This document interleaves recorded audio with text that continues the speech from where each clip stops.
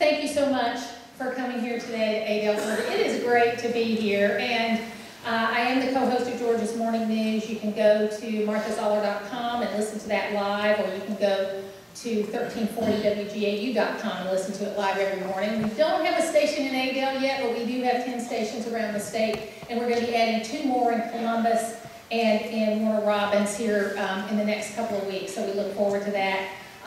We are the only show that reaches all around Georgia, and so we are going to be bringing you a lot of Georgia news throughout this election cycle. I've been doing radio for, I can't believe, almost 20 years. I started out my radio career when Hillary Clinton said I could have stayed home and baked cookies, and at that time I was a stay-at-home mom, and it made me really mad.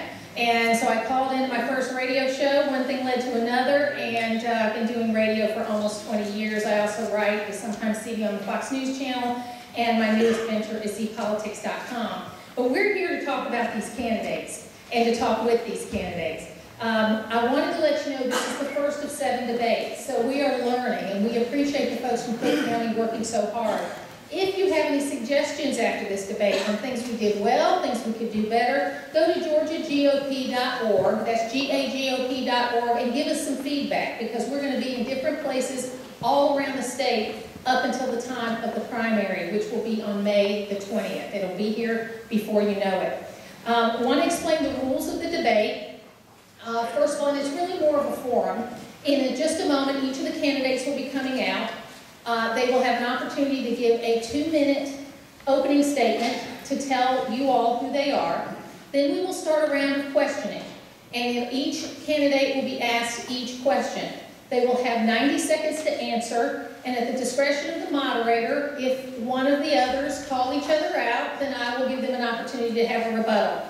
We have a timekeeper in the front row, and you will see he will hold up a yellow card when there's 30 seconds left, and a red card when it is time to stop. I will allow them to finish their sentence, and then I'll tell them it's time to stop if they keep going, because you know how politicians are. They like to talk a lot, almost as much as talk show hosts, so I know a little bit about that. Then at the end, we will be having a 2-minute closing statement, and I'm just so happy to see all of you here. I have children that have been involved with performing arts centers, and one is getting ready to go to New York to be an actress. And I have to tell you, I have sat many a night in a facility like this over the last 15 years, and it is wonderful to be here tonight. So without any further ado, we are going to ask our candidates to come out and take their places at the podium, and then we will begin. Thank you so much.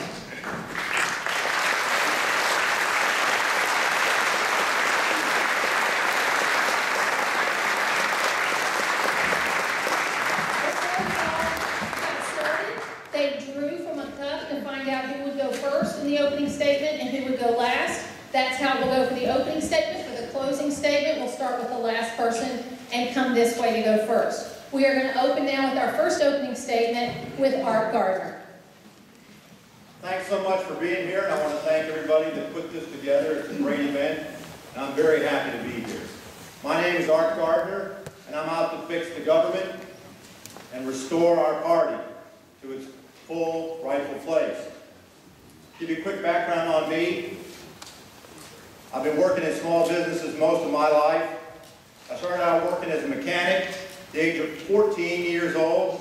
Worked full-time through high school, even during the school year. Worked my way through Georgia Tech as a mechanic. Earned a degree in mechanical engineering. Went to work for Lockheed, making airplanes. While working for Lockheed, I went to law school at night. Became a patent lawyer in 1988, and I've been a patent lawyer ever since. I started my own firm 18 years ago, and we employ 18 people. Been married for 32 years, and we have 3 adult children. Now I'm out to fix the budget. We have a serious budget problem, and most people here know that it's a problem of spending. We're going to have to make some cuts. I put detailed plans of how I'm going to cut spending on my website, GardnerSenate.com. Don't trust any politician who tells you he's going to fix the budget if they won't publish the details of how they're going to do that. I'm also out to restore normal bipartisanship. No more of this no-compromise politics. That's not how we get things done. I work hard in my business. I fight with my opponents on a daily basis, and we fight long and hard. But we fight with civility and good manners. And at the end of the day, we sit down and we work it out. And that work it out ability that I have is what's needed in the Senate. Now, we need to focus on fixing the budget and fixing the government and leaving people alone. If we don't do that, we're going to push young people away from our party. Thank you. Thank you. Karen Handel. Thank you so much. Thank you for this opportunity. Thank you to the Georgia GOP, to the Cook County GOP, to my friend Mayor Barr, and all the people of Adel and Cook County. You know, I never imagined the plans that God had for me or the path that my life would take. I have a wonderful husband, Steve, who's here tonight with me, terrific friends, and I've had a successful life in a country that is free and filled with opportunities. Unfortunately, the opportunities and freedoms are at great risk today.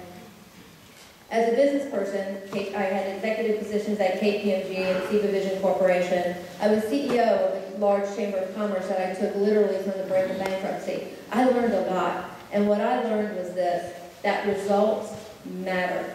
They matter. It is not enough to just vote no. It's not enough to just introduce bills that go nowhere. It's not enough to make excuses. We have real trouble in this country, and our federal government is out of control. We haven't had a balanced budget since President Clinton.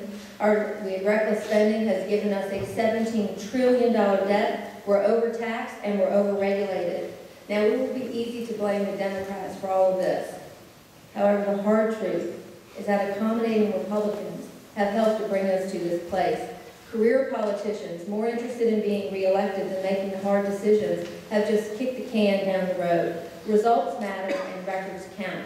As Fulton County Commission Chairman, I faced a budget deficit head on by cutting spending and didn't do it with raising taxes. And oh, by the way, I did it without a Republican majority. When pro-abortion bullies attacked me for my pro-life views, I stood strong and refused to cave in. I'm going to stand strong for you. I'm going to stand strong for America so that we get busy fixing our problems instead of kicking the can down the road. That's the kind of leadership I'm going to bring to the United States Senate. I look forward to talking with you tonight and answering the questions. Thank you very much.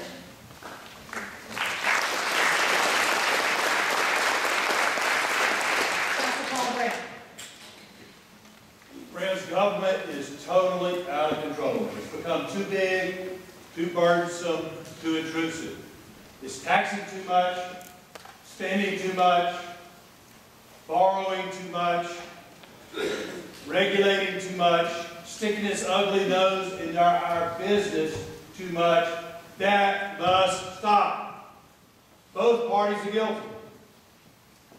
And Obamacare does all of those things. Spends too much, taxes too much, regulates too much, borrows too much, sticks its nose in our business too much. It must go. And I've got the plan. It's called the Patient Option Act. I'm the only candidate who has a plan. And it will put you in charge of your health care decision. It will allow you to pick the doctor that you want. And health insurance will be a lot cheaper than you've been paying for it today. I propose more targeted spending cuts than any other member of Congress. We've got to stop this out-of-control spending that both parties have been doing.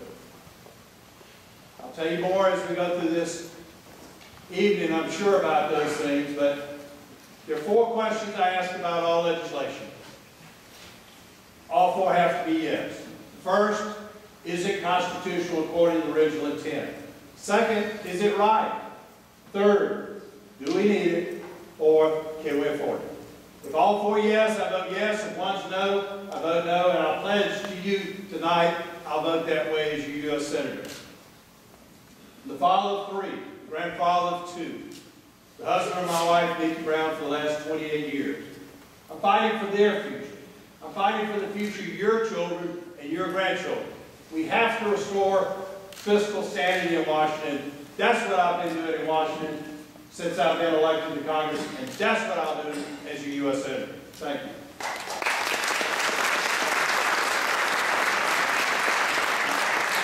David Perdue. Thank you, Martha.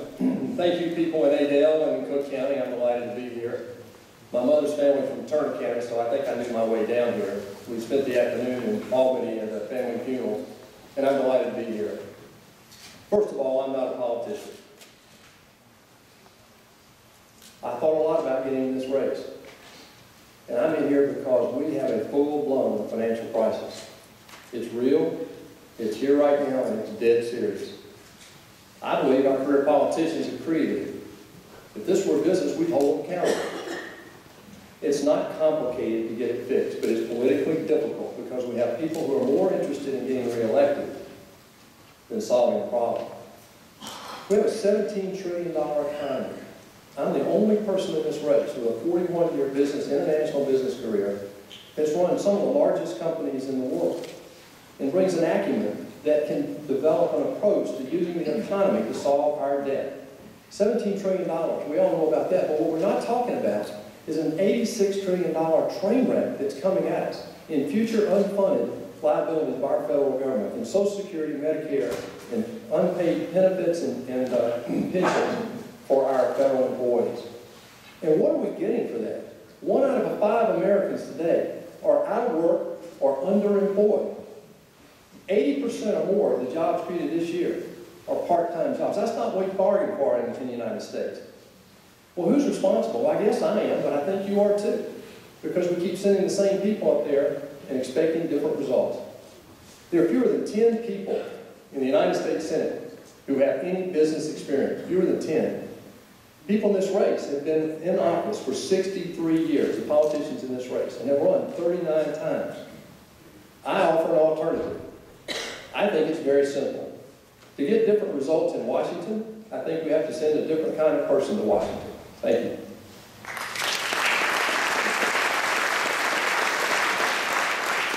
Derek Grayson.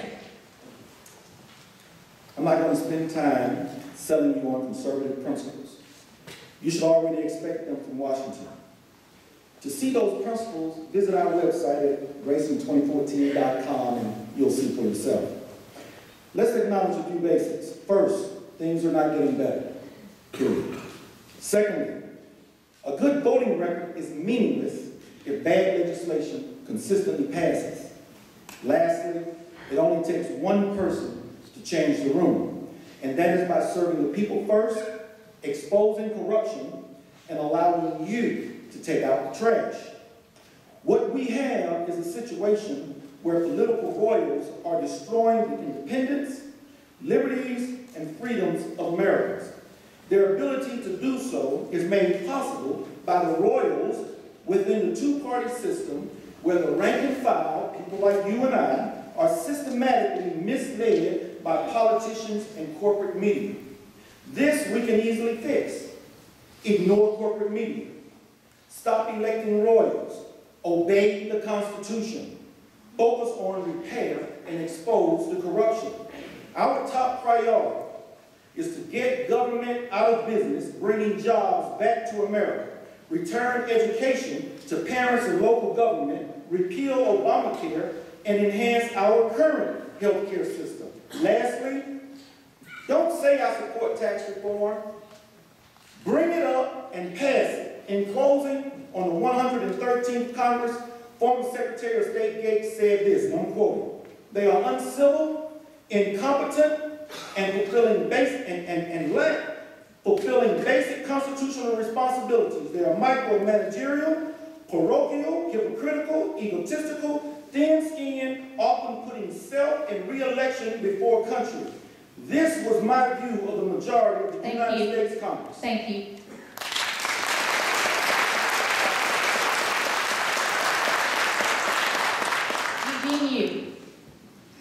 2014, this election is all about you.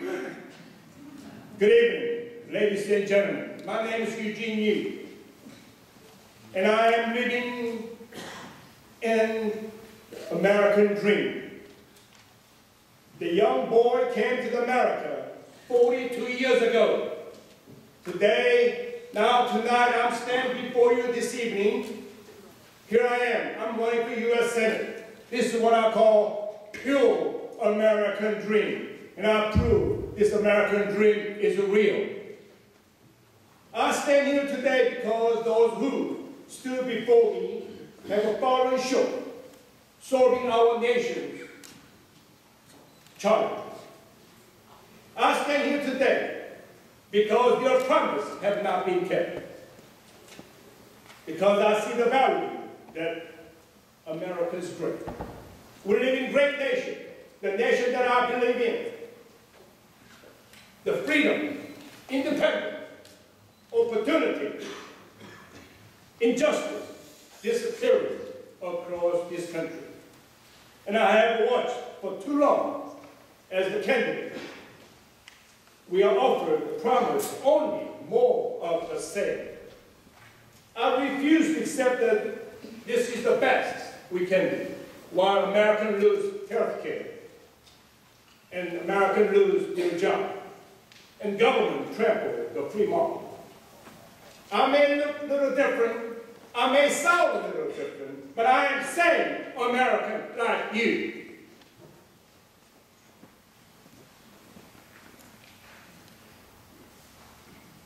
I will bring the new solution, new idea, and common sense to the U.S. Senate. Thank you. Next will not. Thank you.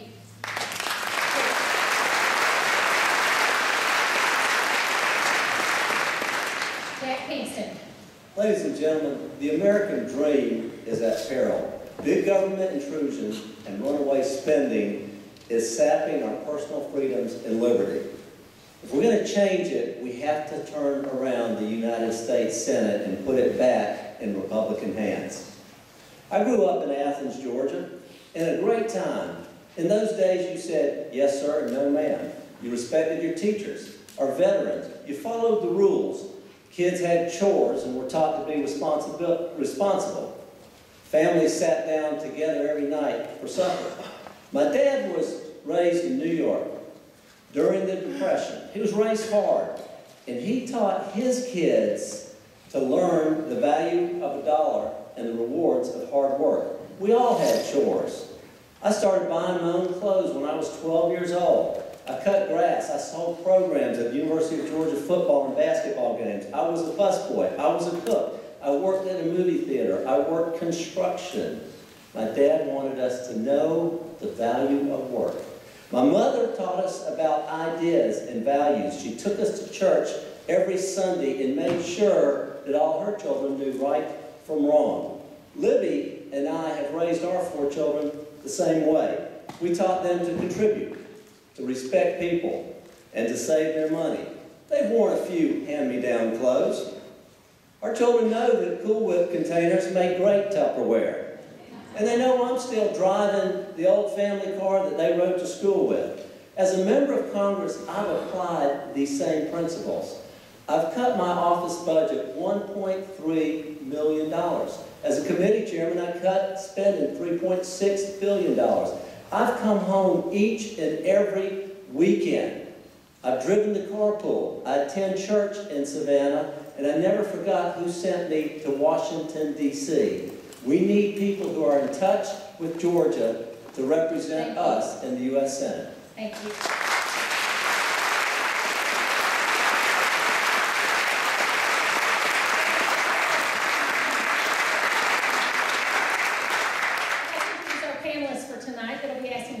Dr. James Galt Brown is with us. He's a native of Sycamore, Georgia. Dr. Brown graduated from the University of South Carolina, which we will not hold against him, in 1987 with a BA in History and his PhD in History from Mississippi State University in 2002. He spent his career as a college professor and a lecturer of history and political science. He's taught at Coastal Carolina, Murray State, Mississippi State, and now Abraham Baldwin Agriculture College, or ABAC. Dr. Brown has received numerous awards for his work as a college professor and has authored a number of published articles around the country, and he serves as a city council member for Sycamore, Georgia, where he was elected in 2010. So he brings the full package to this debate.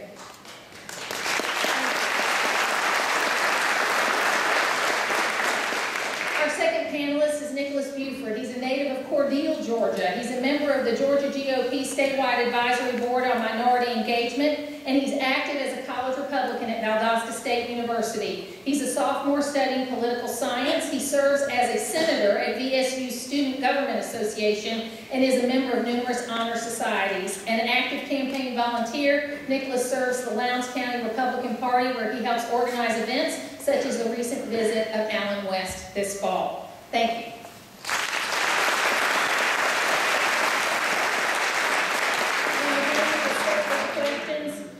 And then we will begin with the first person, ask that same question all the way down the line. The next one will go to the second person, and so on. I'm going to try to keep track of that, but I know these guys will keep me in line if I call on the wrong person, that's for sure. And we will start with Dr. Brown asking the first question. Thank you, ma'am. Whoever is elected Georgia's next United States Senator is probably going to have a vote on a United States Supreme Court Justice nomination. As a United States Senator, what are some key criteria that you would look for in selecting a Supreme Court Justice? Well, first of all, we need more diversity on the court. And I'm not just talking about the kind of diversity that you think of normally. Because what's going on at the Supreme Court is that almost everybody there has gone to the same law schools, lived in the same towns, worked for the same judges. And they have a very insular view of what America is all about. There are no justices on the Supreme Court from Stanford Law School, from the University of Texas Law School, from Duke. We need more diversity geographically because the view from the Northeast does not represent the entire country. Karen Hannah. I'm going to be looking for an individual who has a strong track record, a proven track record of following the Constitution in their decisions. No activist judges. We have had plenty of those in the U.S. Supreme Court, so that's going to be my main criteria, someone who is following the law and the Constitution and not bringing their ideology and activism to the Supreme Court.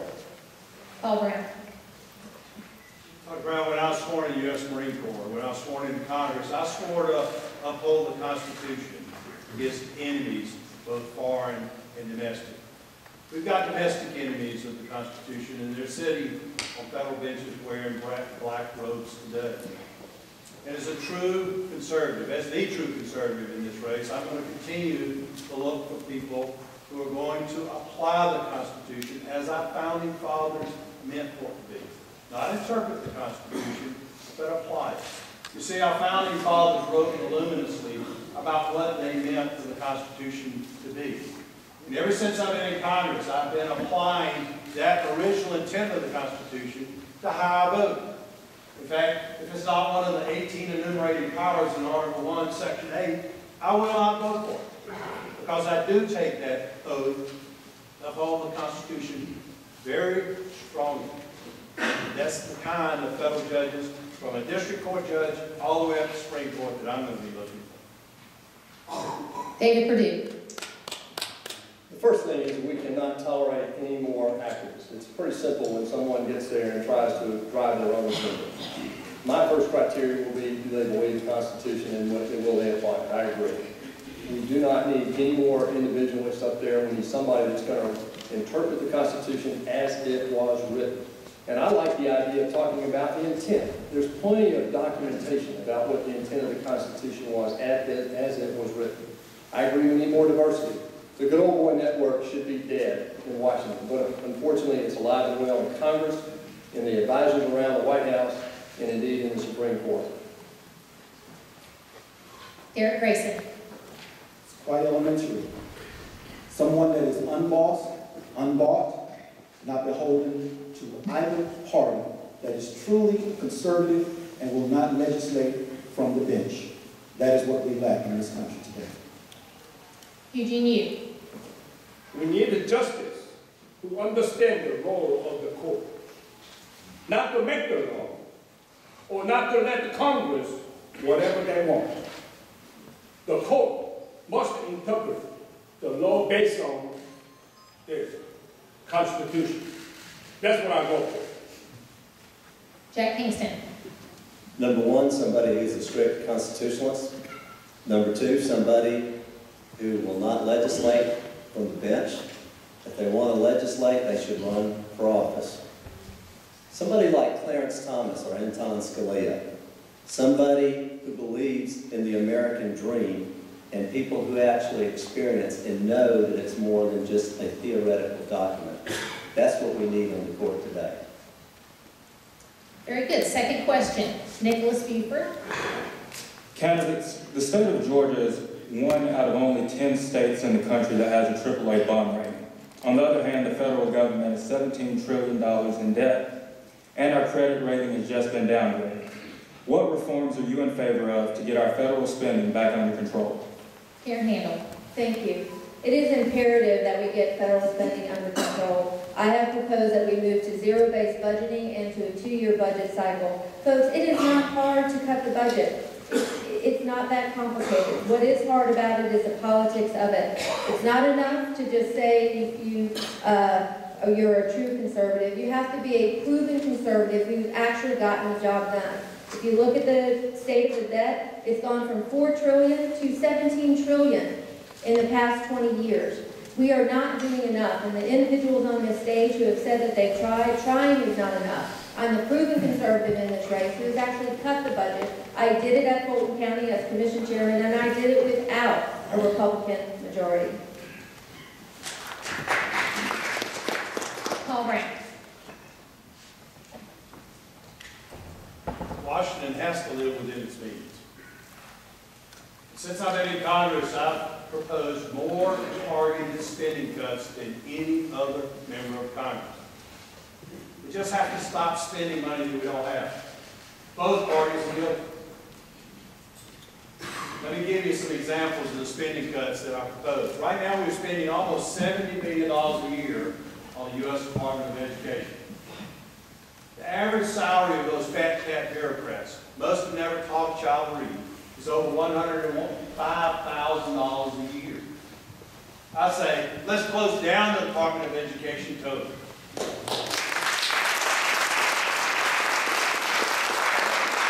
keep those dollars here in Georgia. Let's pay our teachers more.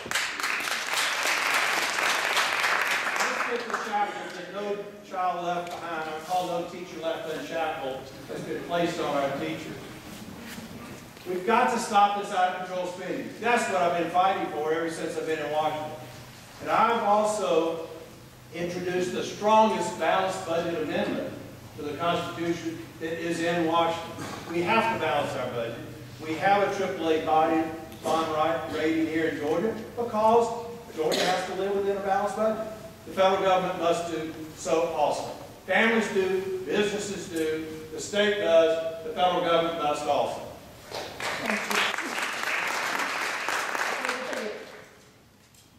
Ladies and gentlemen, this is the absolute most serious issue of not only this race, but of our time. $17 trillion, I've already called out. $86 trillion is coming at us like a train wreck, and yet we still talk about this in one dimension. We've got gridlock in Washington right now, talking about tax increase on one side, spending cuts on another. Any business guy will tell you, you cannot turn a company around just by cutting your way to prosperity. We've got to get this economy, our $16 trillion economy, interjected into this debate. The problem is, with only 10 people in the United States Senate with any business acumen, you're not going to get that. There's no one up there that has the kind of experience that can bring the economy into the solution. $480 billion we spend as a federal government on redundant agencies. Nobody in this race is talking about it. Nobody in Washington is talking about it. And yet it's there. We have $6 trillion on the sidelines right now in our economy. It's not at work because of bad regulatory policy, bad tax policy, and bad policy in general in Washington. The way to get the economy turned around and moving in this thing is not complicated, but it's politically difficult. There's no question we need to cut spending. We need to get the economy growing, to broaden the tax base, and get government off our backs. Thank you.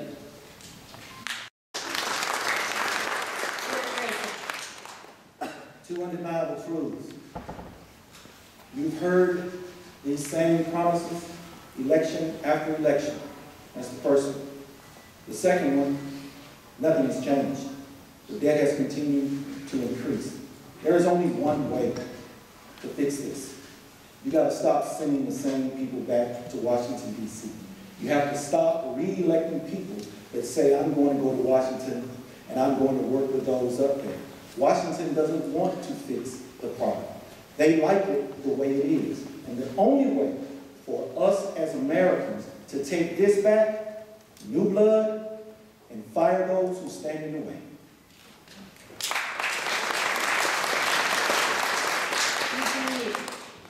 Folks in Washington, they are continuously spending our children's money, our grandchildren's money, and they don't even feel any guilt in it.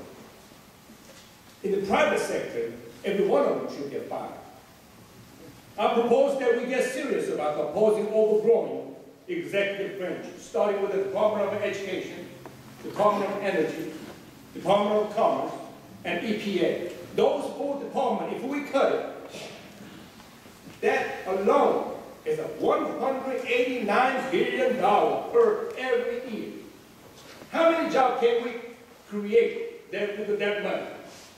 Or that $570 per every American in the United States. Thank you.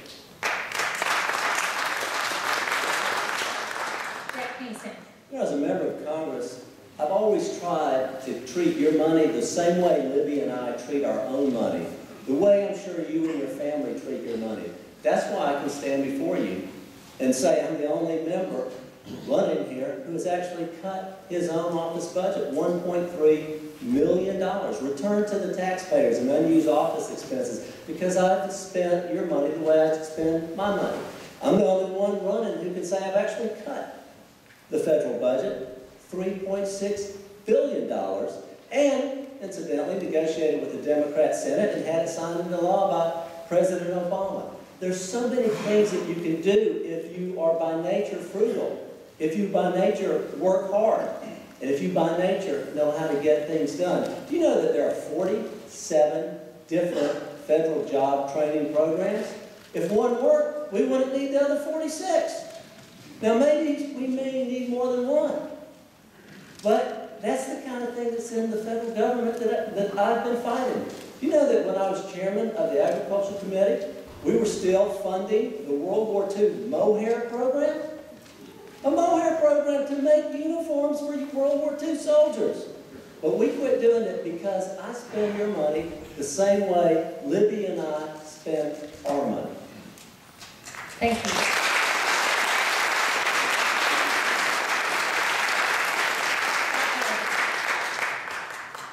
This is the reason I got in the race and off the couch. I studied the budget a couple of years ago, and I got so alarmed that I entered this race. Upset my life. I would suggest to you, if you want to remain happy and content, don't study the budget.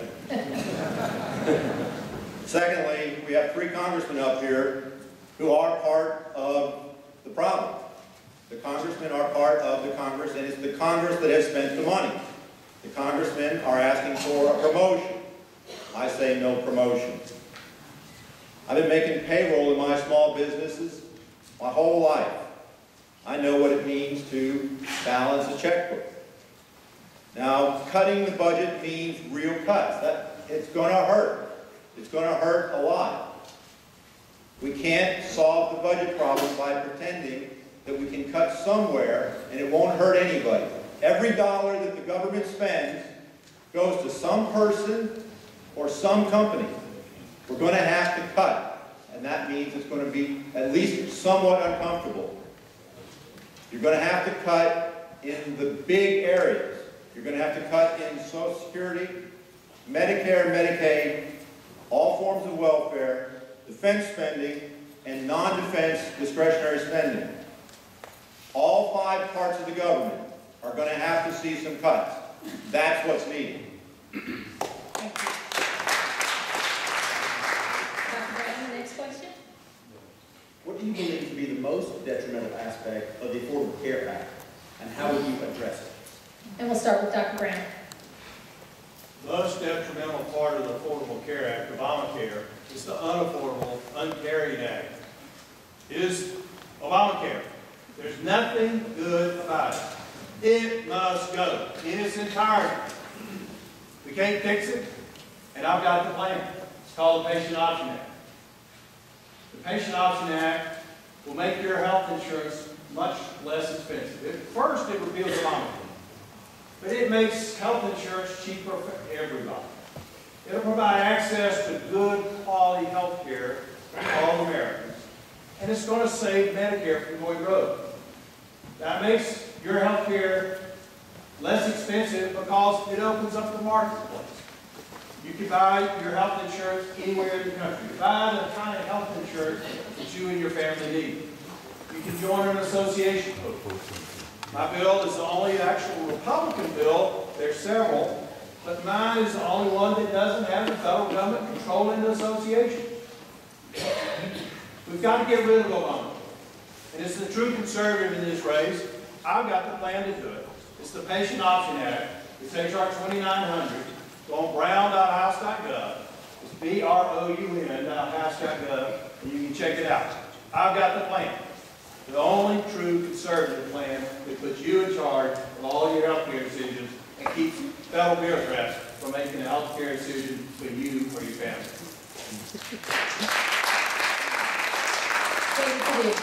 Thank you. This issue got personal with Bonnie and me. Bonnie is my wife. We've been married for 41 years. We're from Warner Robins, and we grew up together, met in first grade. But this got personal when they called us and wrote us a letter and canceled our own personal insurance. I didn't have substandard insurance. I had exactly what I wanted with exactly the company I wanted, major company, and our rate has gone from $1,097 a month to $2,038 a month. Now that's what our federal government does when they think they know more about what I need in my insurance. By the way, we're over 60, and we have now have maternity. I'm sorry, that's just not right. You know, the greatest thing about this law, in my mind, is it was crammed down our throats with a supermajority behind closed doors, and no law like that in the history of America has ever stood the light of day, and that's what's happening right now. This thing is the worst piece of legislation that's happened in our lifetime. It's killing our economy right now. Right now, we have got to find a way to extend, legislate what the president's already done. Delay the mandate for corporate, delay the individual mandate all the way to January 1, 2017. Give us some time to show people how bad this thing really is. Right now, 70% of small businesses in this country are either stopped hiring or cut their employment, primarily because of the 50-employee limit. That's just insane. This thing is a bad law, and we need to repeal it. Thank you.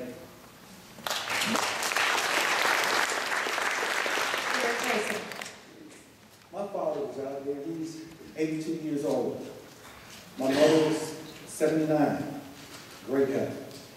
There's nothing wrong with the quality of health care in America. Of course, there are some things that we could have taken care of.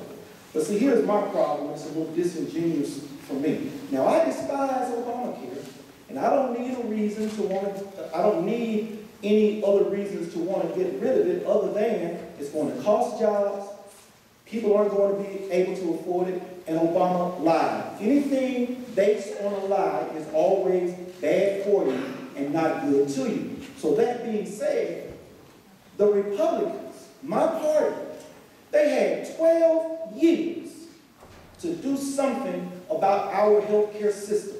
They had an opportunity. And see, I believe in opportunities when you take them. We had an opportunity to address the issues of people with pre-existing conditions, to address the issues of affordability. We had an opportunity to deal with issues where people were priced out of the marketplace, interstate commerce, but we did absolutely nothing.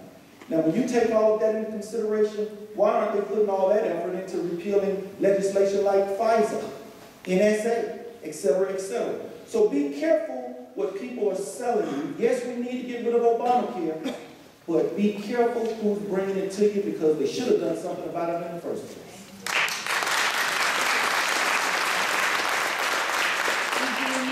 Yes. Yes. We can all agree with that Obamacare is a terrible thing.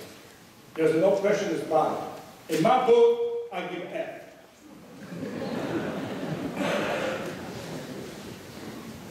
But let's repeal it. Repeal it. That's not good answer.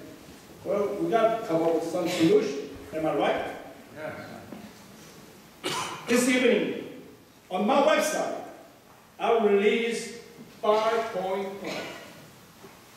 However, I'm going to say to you, number one, implement the flat tax, closing the loophole, ending the third-party payer system, Number 2, end the mandate benefit package that require you to pay for the coverage you don't need.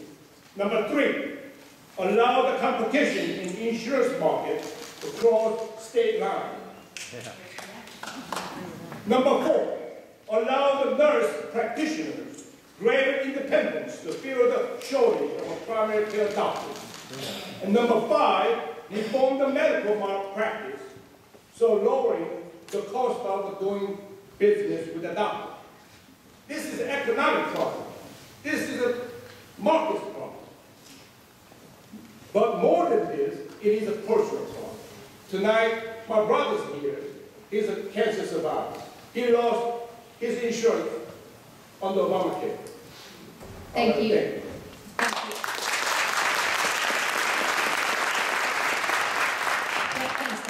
You know, the biggest problem with Obamacare is it is an absolute assault on the American dream because it steals your personal freedom away from you.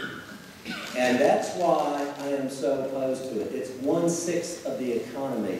That's why I have voted 40 times to repeal it. Now, when you go see your doctor, there will be a government bureaucrat virtually in the room with you, or in terms of micromanaging the decisions that the doctor makes. My brother-in-law is an internist. He tells me it's unbelievable now how their hands have been tied. I want to protect and preserve the doctor-patient relationship. We need health savings accounts to give consumers more choices. We need to push back on the mandated benefits. We need to allow consumers to buy insurance across state lines. We need to cut out the frivolous lawsuits. These are things that we can do, but it's interesting, and I want to say this, as conservatives, you and I have to remember that government doesn't have to solve every little wrong in the healthcare department, because if you are a true small government conservative, you know that capitalism and the private sector will come up with all kinds of innovations and all kinds of solutions if we get Washington out of the way.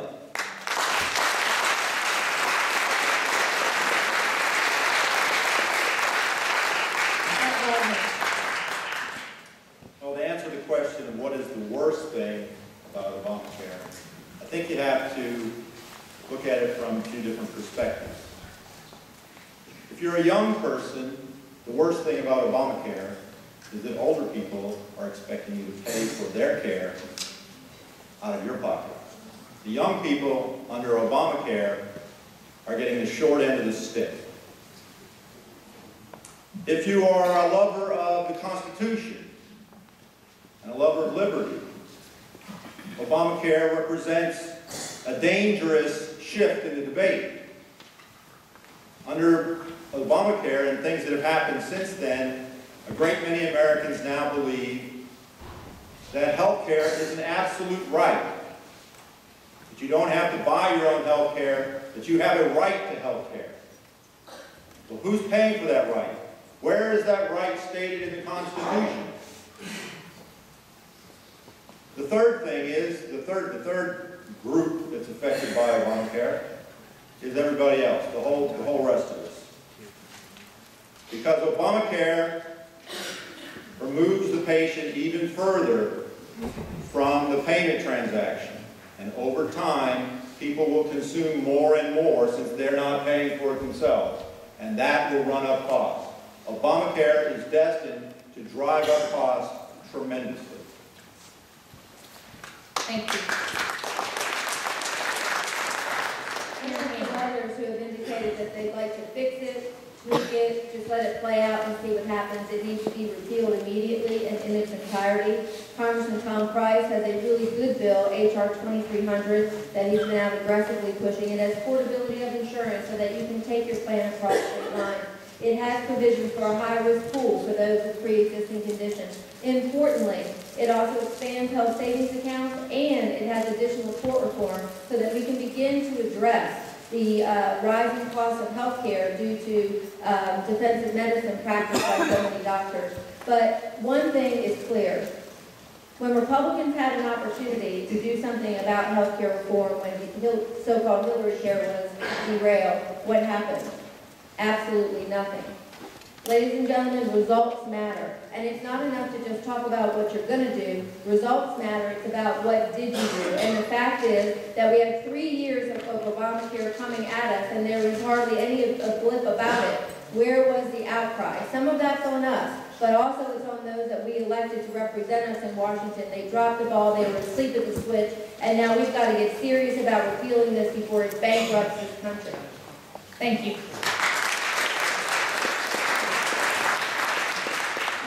For the next question.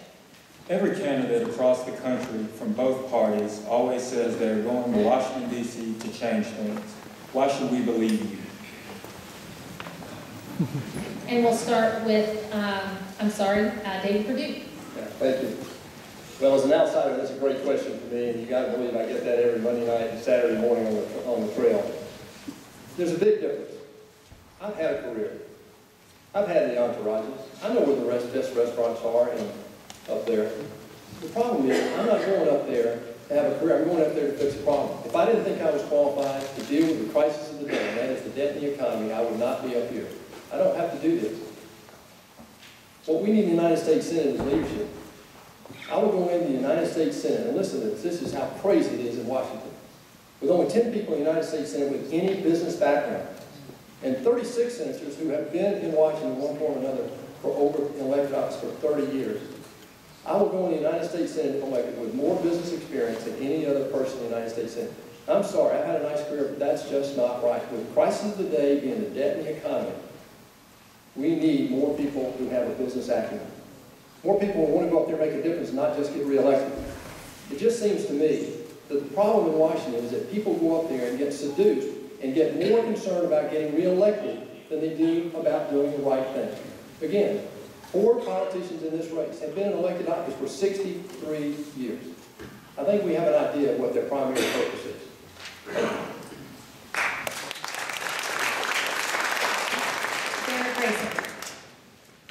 If you want a job done right, sometimes you have to go and do it yourself. Let me point this out to you. Many say, I want to go, and I will be the kind of leader of this, I will be the kind of leader of that. I don't want to be your leader. I think you're smart enough to lead your own lives. I want to go to serve the American people. What has happened, the people in D.C., and it's our fault, we have allowed them to forget that phrase in the preamble, we the people. They think it's about them, and we've allowed them to think that it's about them.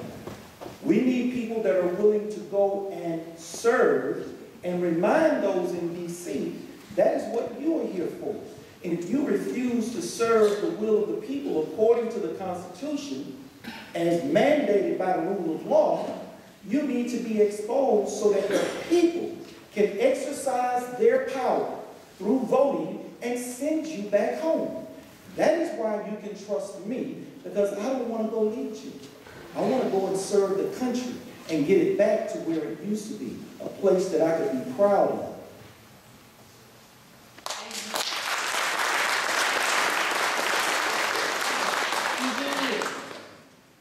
As you all know, this is my first time in politics.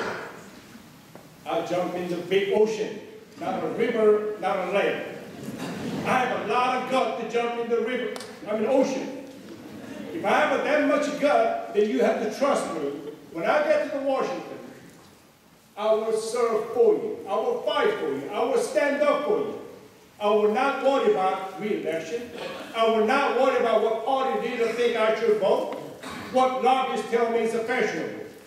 I will demonstrate what is supposed to do, represent you.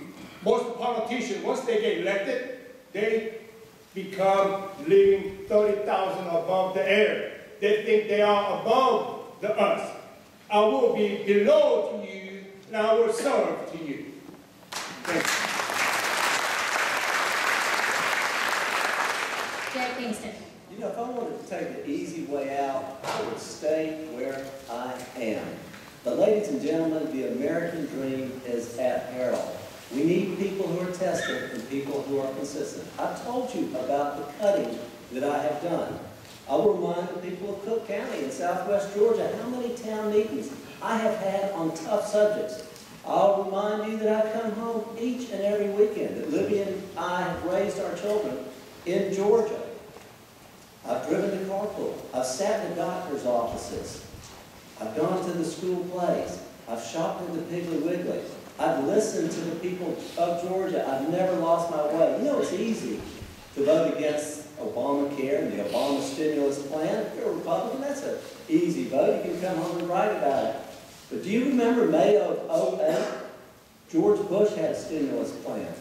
I voted no on it. There were only about 15 no votes in Congress. I was one of them. That was our own party. George Bush also had a bailout of Fannie Mae and Freddie Mac, about $200 billion. I voted no on that. And when the TARP bill came, the Troubled Asset Relief Program, the Wall Street bailout, Vice President Cheney called me. And I want you to know, I'm an old-fashioned guy. I believe that if the president calls and asks you to do something, the only answer is yes. But I had to get on that phone and say, Mr. Vice President, I respect you and I certainly respect the office, but you put me in an awkward position that I have to say no to the President of the United States. But that's what I believe in.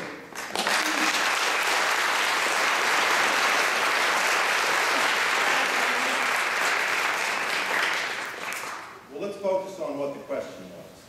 The question isn't what change am I promising? The question is, why should you believe me? That was the question. What objective evidence is there that I will do what I promised to do, which is effect change, seek change, try to make things better? We have on the stage a number of career politicians. I would submit to you that you have all the evidence you need from them. We also have some self-funded millionaires. I am quite different from that. Objectively, I am risking much by doing this. I'm putting my practice very much at risk by running this race. I'm trying to run a race full-time and run a law practice full-time, and it's very difficult on my practice. I'm willing to take that risk because I believe that we need change. But it is a substantial risk for me. And I don't do it lightly. It's scary to think that I might damage my practice. But that's why I'm here. I'm here to take that chance and try to make things better. And I'm not just full of empty words.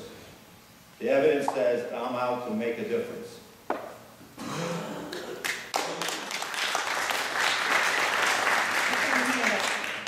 Results matter and records count.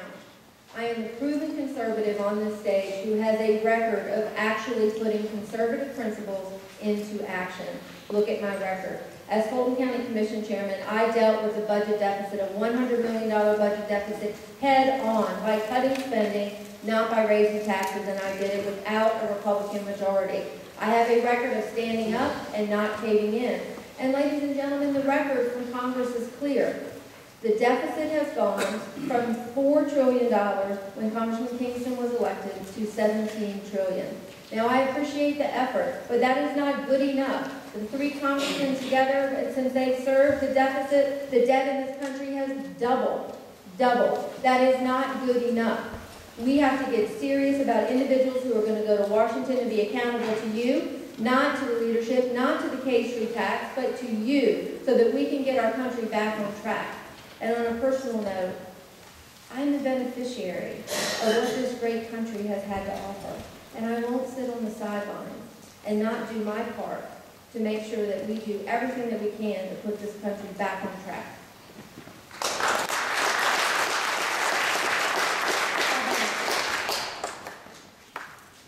You can know where I'm going as your U.S. Senator because you can see where I've been as your U.S. Congressman. I've been in Congress for 6.5 years. I'm a medical doctor. I left medical practice, small business, to run for Congress because I believe in liberty. I believe in freedom. I believe in our running our own lives without all the government intrusion, and that's what I've been fighting ever since I've been in Washington.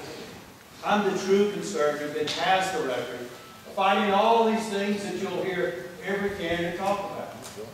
I've got Patient Option Act that will repeal Obamacare, put you in charge of your health care. Much already. I've introduced over $155 billion worth of targeted cuts in the last Congress. I've introduced the strongest balanced budget amendment to the Constitution that there is. I've introduced the Jobs Act that would create millions of new jobs here in this country. You see, I am the true conservative. There are three groups of these candidates. There's one group that say they're conservative and have no record whatsoever to back that up. There's another group that say they're conservative, and their record does not back up a consistent conservative record.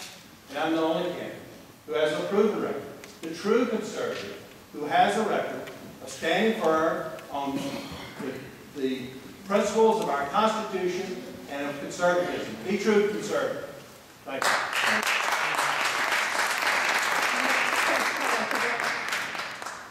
Georgia's largest industry is agriculture. In South Georgia is a way of life for many who live here. What federal policy changes do you believe and have a positive impact on Georgia's agricultural industry over the next 10 years? We'll begin with Derek Grayson. That's good.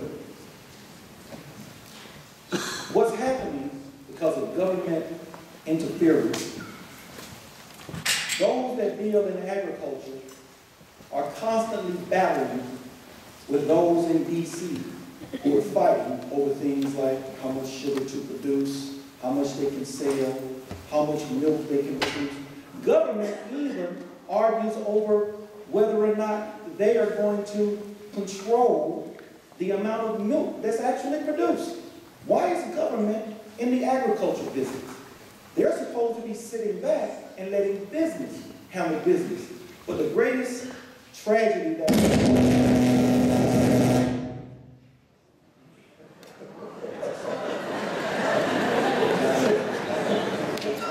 I hope my time is expired.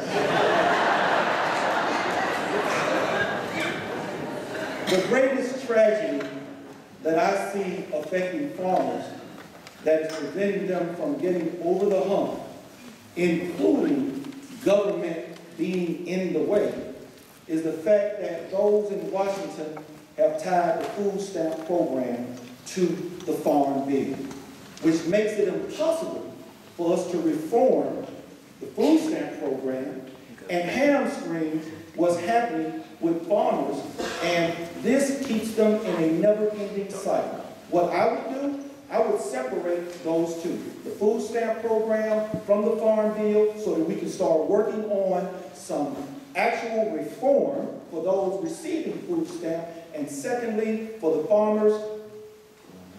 Thank you. You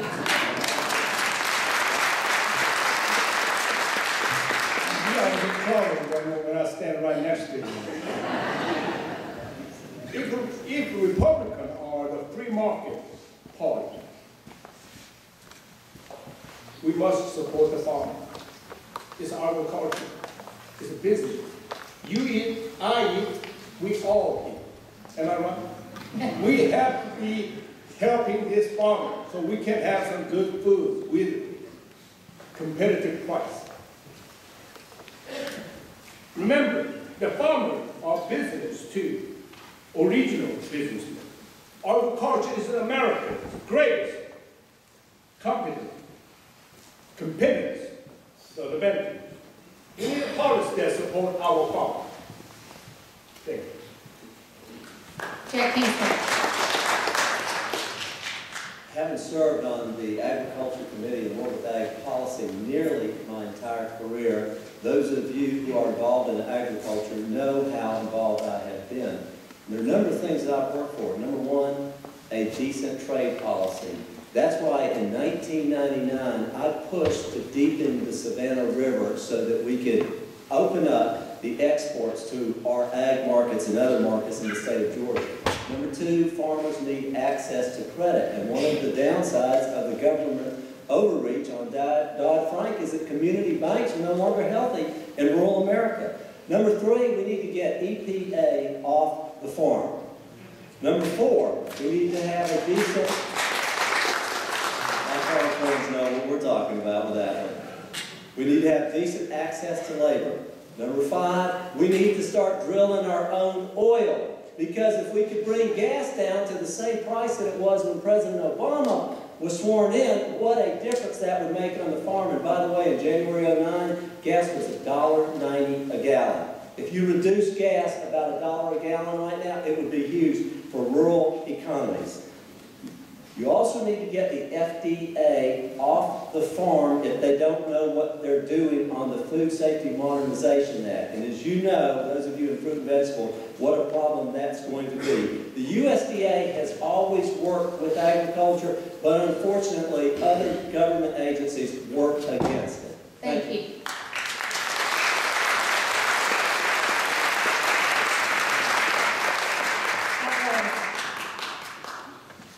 To improve agriculture here in South Georgia and throughout the state, the single greatest thing that we could do would be to introduce a practical, realistic reform to our illegal immigration problem.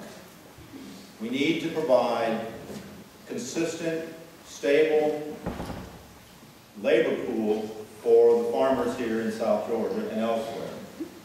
We've got millions of illegal aliens in this country, and in Washington, parts of our government pretend that they don't exist, and other parts want to deport them. But we aren't really dealing with the problem. What we need to do is recognize that they're here, that the country doesn't seem to have the political will to deport them, and besides, we need them in various industries, so let's register them so that they can continue to work here, they can work legally, and farmers won't be put in a difficult position dealing with illegal workers. So let's register them and give them a chance to stay if they are not criminals.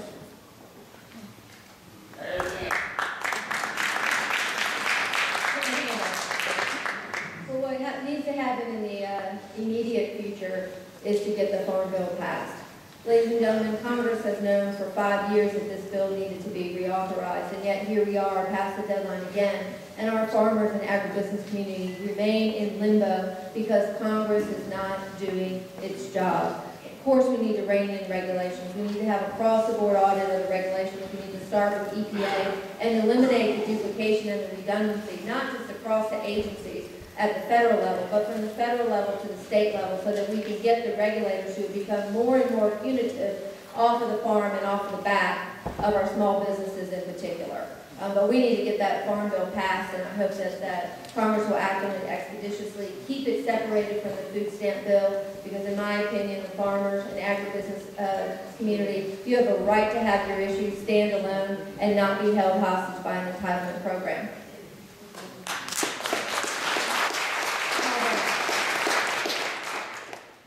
Georgia has the best farmers in the whole world.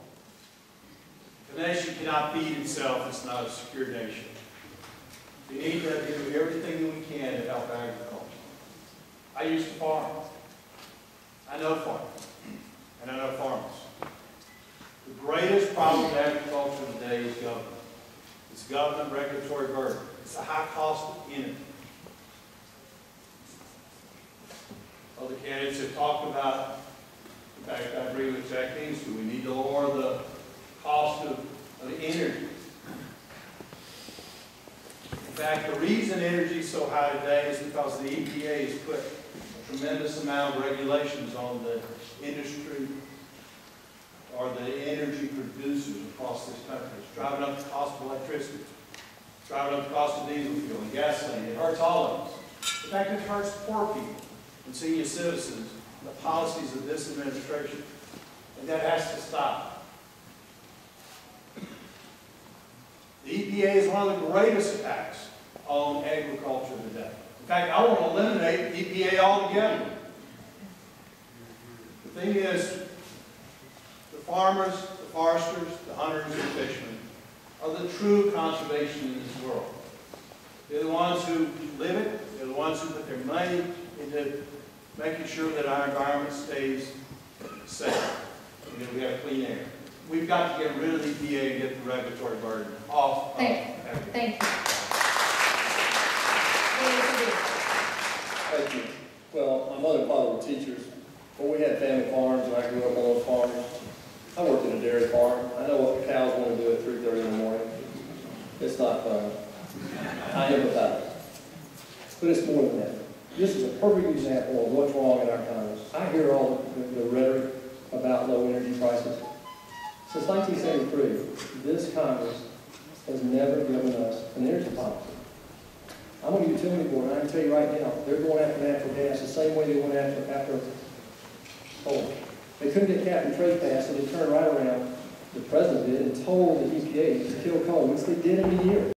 Now those same waters are being redirected at natural gas. I'm telling you, that's a boom for our economy and natural resources if we would get behind it and not make this president kill it.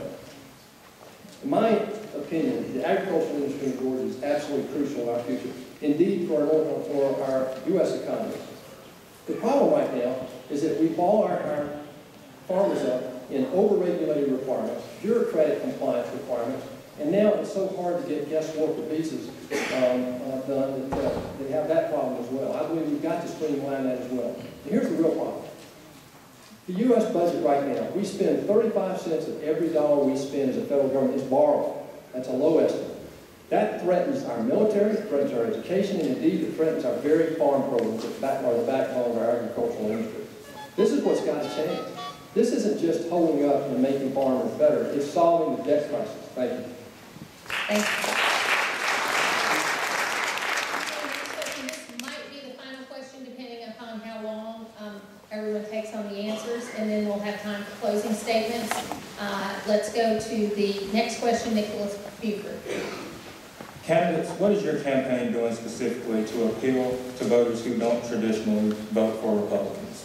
We'll start with Eugene Yu. I didn't hear you. Can you repeat that one more time? What is your campaign doing specifically to appeal to voters who do not traditionally vote for Republicans?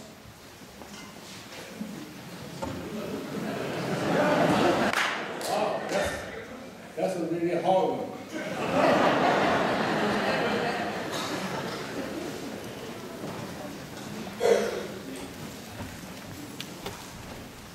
Well, as you know, that this is my first time in the politics. So, I've been a Republican all my life. And I just go out to say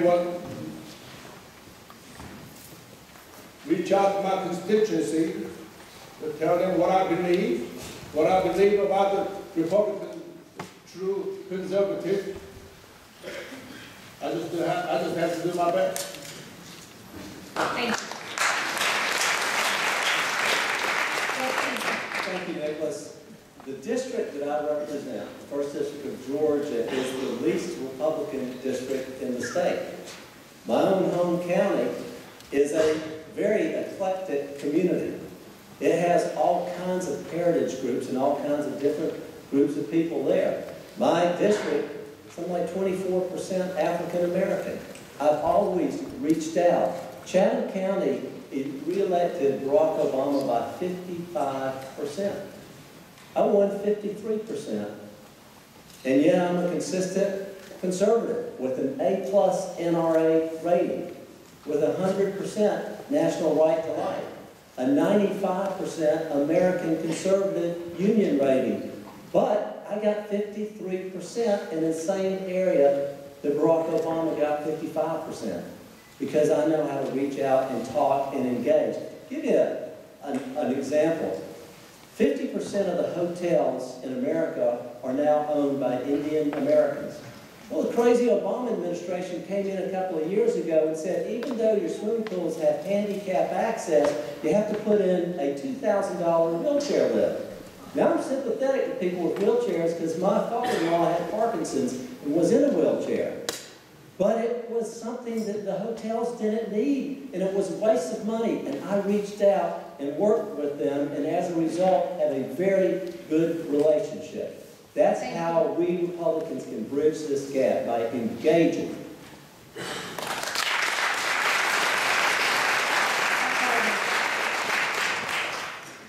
I hardly know where to start with this one. In my view, the greatest threat to our party over time is that young people are not being attracted to our party. Not the way they were in the past. In the past, it was very easy for young people to be attracted to our party. But in recent years, much of the discussion in our political discourse has been dominated by culture wars. Much of it's been focused on the divisive issues of abortion, gay marriage, and things like that. And that has had the effect of driving away many young people under the age of 40. When you start talking about those kinds of issues in the way that our party's talked about them in the past, they just turn and walk away. I'm trying to walk our party away from those issues somewhat. I'm trying to provide a more socially tolerant message. That's the future of the party. We've got to get away from the social issues that have been driving away young people. And by pushing this message, I've been attracting young people to my campaign. And we've developed an outreach program to the colleges that we think is going to be very successful. The other candidates can't do that because the college students are just not interested in what they have to say. And if we don't do this, if we don't go in this direction, the party's going to start losing elections. Thank you.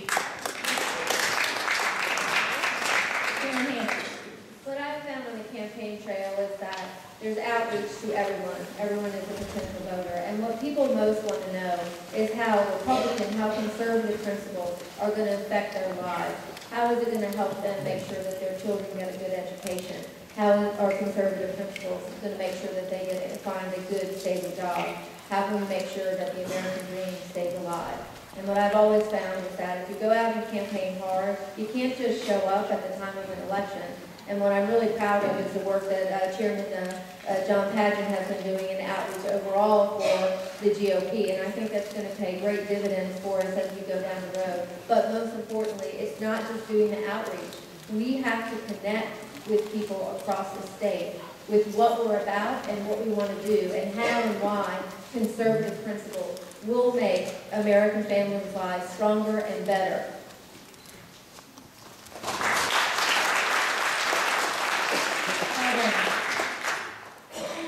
I think the best way to reach non-traditional voters is this. Number one, show them that you care. Show them that you are interested in what those people who have not traditionally voted for us, what they really are suffering with. For instance, right now today, the unemployment rate of black Americans is twice the level of white Americans. That's not fair. And we have to show those non-traditional voters that conservative principles are really the things that they should be embracing, because conservative principles of limited government, the rule of law, where we're all treated equally under the law, where we protect our civil rights and everybody's civil rights, where we work to provide jobs, good paying jobs, and opportunity. You see, the GOP should stand for the Great Opportunity Party. And that's what I've been trying to develop ever since I've been in Washington, is trying to stop this out-of-control government. It's spending too much, and it's regulating too much. It's interfering in our lives too much. The failed policies of this administration and the Democrat Party are hurting the folks that they say that they represent the most. For instance, the energy policy, well, this administration has no energy policy. It's actually a social policy to promote their radical big government agenda. And it just must stop, and we have to show the individuals within the non-traditional voters that we represent their interests. Thank you. David Perdue. You know, the young volunteers in our organization, and I'm a business guy, so we sort of treat this as a small business, but these young volunteers joke about it. The GOP to them is the goofy old party. The unfortunate thing about that is that, you know, they might be right. Look at the average age of people who are going to vote in the Republican primary. It's not pretty. You know, in business, it's good business to have diversity, to engage, and be inclusive. It's not something you have to do, it's something you better do if you're going to be successful. I brought that principle to Reebok when we turned that company around. We brought it to Dollar General, where our mission was to focus on helping families get from payday to payday. One of the first things I did in this race was I went to Albany, Georgia, and I met with 32 African-American preachers. And we talked about this in as honest terms as we could. And I told him, I said, I'm here against the better advice of not political experts because in a Republican primary, I'm not sure you can help me. But I'm telling you, we've got a common problem, and that problem is this. Our children are being abused right now by the lack of appropriate attention by not only our federal government, but our state government and local government. In the African-American community, 2 out of the 3 African-American boys will not get out of high school. And within 5 years, 70% of them will be in the penal system. That's an entire generation that's being disaffected. It's a lost asset in America right now, where 1 in 5 people in America are not working at a level where they should be. To me, it's very simple. We've got to focus on what got us here. We are a country of diversity. Thank you.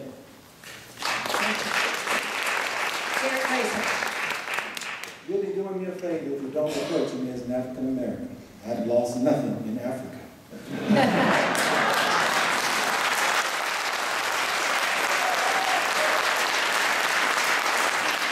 This is the reason why for me, and I'll tell you why.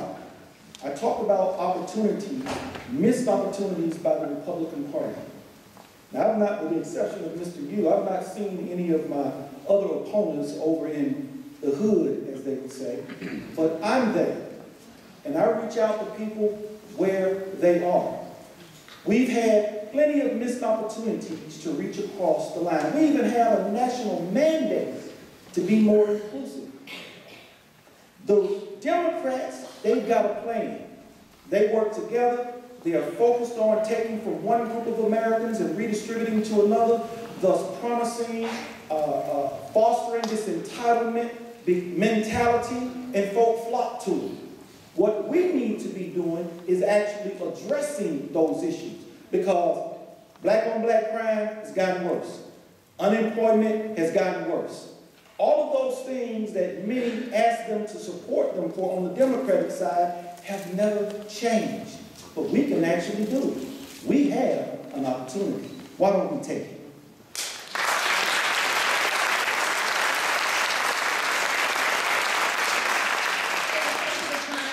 Statements. We will begin with Jack Kingston and work our way back this way for closing statements. So, Jack Kingston, you're first on the closing statements. Well, thank you very much. You know, I have been a soldier for the conservative cause for a long time.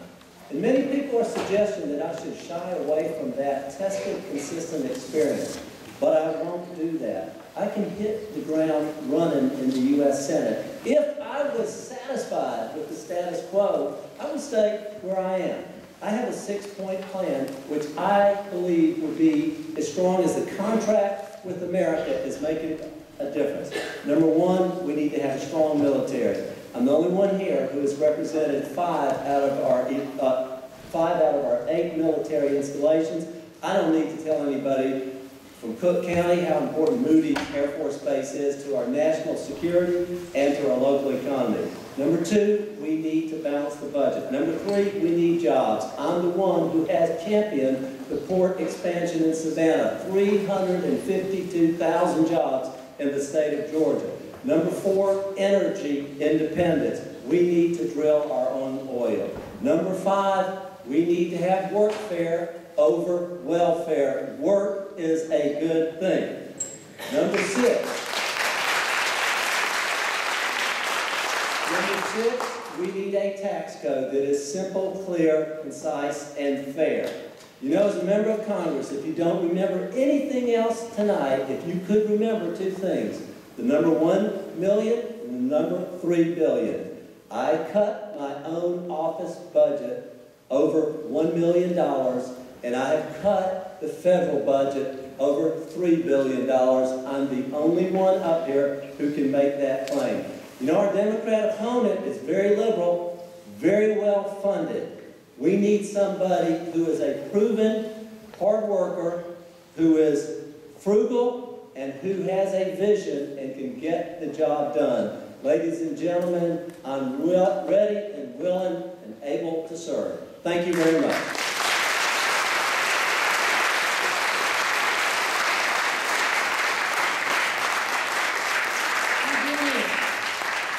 Ladies and gentlemen, thank you for listening to me tonight. Do you want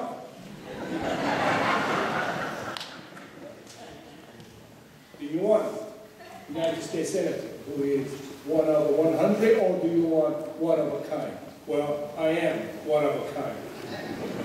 Can you tell? I mean, here the Republicans, they want to change their image. They have to change their image. They want to reach out to minorities. They want to open the door. Well, here I am. Don't just say it. Just here I am. Vote for you, for you. Washington is you. I forgot to tell you that I was a fireman. I was the U.S. Army. I was a deputy sheriff. I was doing for business for the last 24 years, and I'm ready to serve you next United States Senator from this great state of Georgia. Thank you. Eric Grayson. 3 of us was put in a group as having no record. Well, I've been an American for 53 years, and as an adult, I know what it's like to be taken from the government, and I've had enough. It's all the experience I need. We talk about education. They've taken that away from us. They've interfered in that.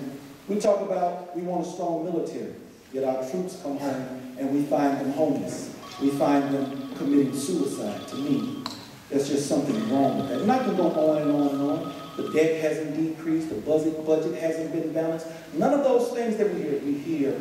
I support tax reform, but it hasn't happened yet. It just keeps on going and going and going. And this I want to leave you with.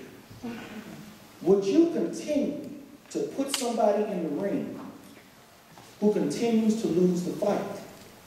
Just because you have a good voting record, or you say you supported this, or you cut a small amount of money when you compare that to $17 trillion, that is meaningless to me, because we are still off course. We are still losing the fight. We need people who actually want to go and represent the people, and who are willing to allow the people to do what they did out there in Colorado. Recall them when they go up there and serve their own purposes. And I'm done.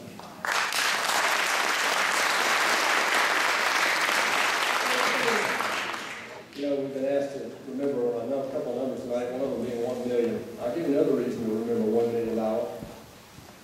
That's what these guys in this government have given each of us and each of our children. They've given us $1 million credit card bill, $17 trillion and $86 trillion divided by the number of households, and that's what you and I have. That's what they've given us. Don't believe what you're hearing tonight. Nothing's going to change. I'm in this race not to get reelected, but to make a difference. I'm in this race to go lead, to try to get this economy moving again, to help us solve this debt. I'm in this race because I'm tired of having my federal government tell me that I can't choose the type of insurance I want. I'm in this race because I'm tired of 1 of every 3 kids in this country not getting out of high school. I'm tired because our 14-year-olds are 25th and 26th in math and science in the world. What are we talking about? We are at a crossroads. This country had better wake up. We are out of money, and there is no way that these guys or anybody else can tell us how to finance this debt without getting this economy going over the next 30 years. This is not a 5-year fix. We don't even have an attempt to bring this budget deficit down. What they're talking about is the rate of growth is slow. Ladies and gentlemen, I'm a business guy. It's pure and simple. It's math. None of that works. The Farm Bill, education, none of it works unless we get at one principle, and that is we can no longer keep spending and borrowing 35 cents of every dollar we spend. It's pretty simple to me. Question today is this: are our kids going to be better off than we are? The answer today is no. I find that unforgivable. We've just experienced the fastest growth, the most explosive growth of economic growth in in the world's history, in humankind history, and we are wasting it. We bankrupted the Soviet Union with the power of our ideas and strength of our economy. Right now, we're bankrupting ourselves, and we've got to stop it. Thank you.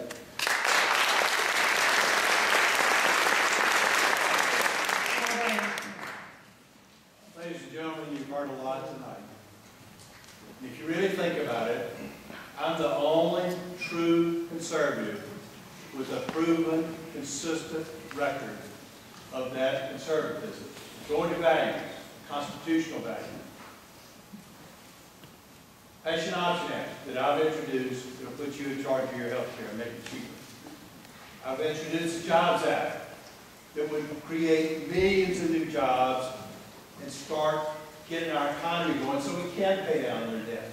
But we cannot continue to increase the debt. I've never voted, at least yet, don't plan to vote to expand the debt that you, your children, our grandchildren have to pay. We've got to cut spending, and I've introduced more targeted spending cuts than any other member of Congress. That's the reason Club for Growth is rated me the #1 member of the U.S. House as a defender of economic freedom. Others know that I am the true conservative in this race. That's the reason that Dr. Ron Paul and Citizens United have endorsed me. That's the reason that I've been endorsed by Gun Owners of America, the National Association of Gun Owners. When I was sworn into the Marine Corps, when I was sworn into Congress, I swore to uphold the Constitution against enemies, both foreign and domestic. I voted that way ever since I was in Congress. 3 words to describe who I am: consistent, conservative, Christian. That's what drives me.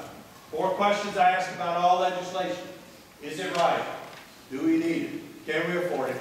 And is it constitutional? If all 4 right or yes, I'll vote yes. If one's no, I have voted no for 6.5 years, and I'll continue to do that. We've got to put this country back on the right course. We've got to get our economy going. And that's what I've been fighting for ever since I've been in Washington. I'll fight against our leadership. I've been doing that. I've been fighting for this, for you, and for common sense in the federal government. And with your help, we'll get there. Thank you. Thank you so much for the opportunity to be here tonight. Our country is in trouble, and it is because of the fundamental lack of leadership and complete inability to get the job done in Congress. We have 3 members of Congress who are running, and together they have 42 years in Washington. Now that's a lot of Washington. Too much. Everything that they've talked about tonight, they have had every opportunity to do, and they haven't. Look at the results. We have seen our debt over the past 20 years go from $4 trillion to $17 trillion. One congressman up here keeps talking about cutting $3 billion, while at the same time, he was voting for billions more in earmarks that contributed to building this $17 trillion debt that will bankrupt our nation if we don't solve it. We need real leaders, an individual like myself. I am a proven conservative with a track record of actually getting the job done. I've shown it time and time again. I've been able to deliver results in the toughest of environments. I know the challenges seem daunting, and it's hard to know who you can trust. But you can surely not trust the same people to keep doing the same things over and over again when they've had nearly 20 years to do it. We need new leadership in Washington. And what I know is this. This is an extraordinary country. And only in America could I be standing before you tonight to ask you for your vote to be your next United States Senator. I left home when I was just 17 to get away from an abusive environment. I finished up school, I got a job, and I worked hard. And a great God and an extraordinary country afforded a young girl tremendous opportunities to be whatever it is she wanted to be when she grew up. Ronald Reagan was the first president that I was able to vote for. And he told a nation that at that time, like today, was uncertain and afraid and frustrated and angry. He told us our best days were ahead. And he spoke right to this young girl trying to make it on her own. Our best days will be ahead when we elect a proven conservative who knows how to get the job done. Ladies and gentlemen, I ask for your vote, but know this, I'm going to earn it. And together we'll do what we're called to do to ensure that America remains always the greatest land of opportunity and the greatest land of the free. Thank you.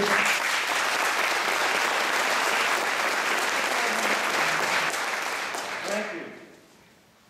We've heard a lot of talk tonight, but how do these candidates differ from one another? From where I sit, I can't tell a nickel's worth of difference between many of them. Really, they say the same things in pretty much the same way about the same issues, and don't present this audience with much of a difference in choice. of the folks up on this stage are either part of the political class or self-funded millionaires. I have a different vision for our party. First of all, I'm out to fix the government spending problem. Secondly, I'm out to restore normal bipartisan politics. Ronald Reagan worked with a very liberal Tip O'Neill. It works. Third, I want us to step back from our divisive social policies that drive young people away from our party. I'm going to take some heat for that, but it's worth it. It's worth it because our party needs to move forward. We're going to start losing elections if we cling to these past failed policies. Well, there you have it. If you think that everything's great in the government, vote for one of these candidates and you're going to get more of it.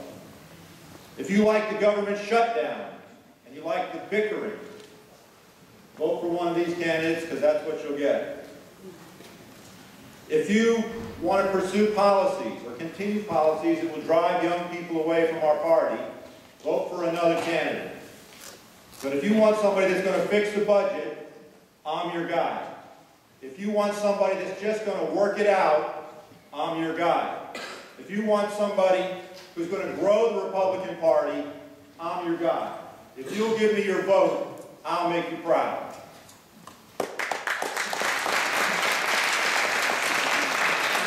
Thank you all for your time tonight. I want to thank also Dr. Brown and Mr. Buford for being with us tonight. Let's give them a round of applause.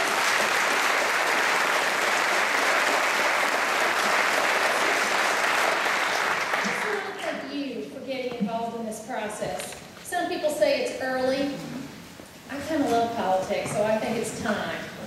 I thank you for being a part of your community. Get involved in a group, whether it's the Cook County Republican Party, a women's group that's around here, any kind of group, get involved and make your voice heard. About 30,000 people will attend meetings like this over the course of this year. 700,000 people or more will vote in this Republican primary. There are a lot of people that we need to get in touch with between now and then. And it's going to be important that we are able to get the message out. And whoever comes out of this primary is going to be bruised, bloodied, and broke when this is done. And we as a party have to get behind whoever this nominee is from this group of people, and we need to be able to help them move forward against a very heavily funded Democratic opponent.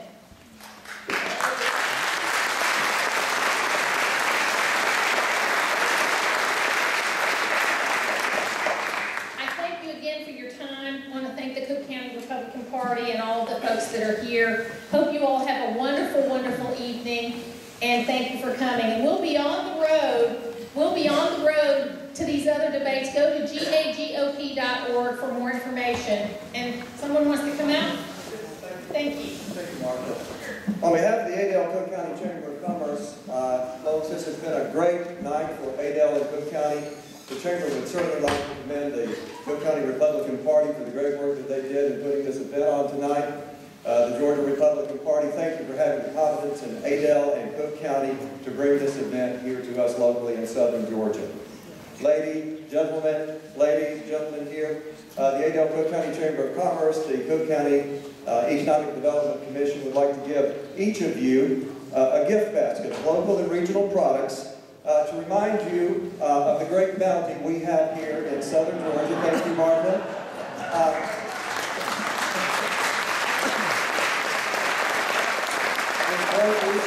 Each of the folks on the stage, they're backstage. Martha, you get yours first. Now, in this basket are great Georgia-grown products. There are things from Cook County as well as the surrounding region. And our Pulitzer Prize winning author, Gene Patterson, we gave you a copy of his book. It's a rewriting of the Old Testament, something that perhaps all of us can take a look at again as we move from here into the future. Thank you so much for being in Adel and Cook County. Horse Creek Winery, Interstate 75, exit 41. Please join us for the after party. Thank you so much for being here. Good night.